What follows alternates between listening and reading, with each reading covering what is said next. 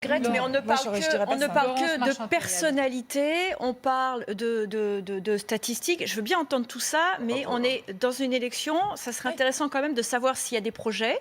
En l'occurrence, pour l'instant, il ne semble pas y en avoir beaucoup. La campagne des Républicains a été lancée hier lors d'un meeting à Caen. Oui. Le programme de la République En Marche, par exemple, pour le pousser au 9 mai. Mais celui des Républicains, il est en ligne depuis déjà quelques semaines. C'est pas un débat sur l'Europe ce soir. C'est pas un débat sur l'Europe, mais on cherche quand même quels sont les projets de ces partis politiques aujourd'hui. On ne les connaît pas. On a vraiment le sentiment qu'il n'y a aucune alternative, que finalement on fait du neuf avec du vieux, on sort des nouvelles personnes et on s'appuie sur la personnalité des personnes avec des vieux projets.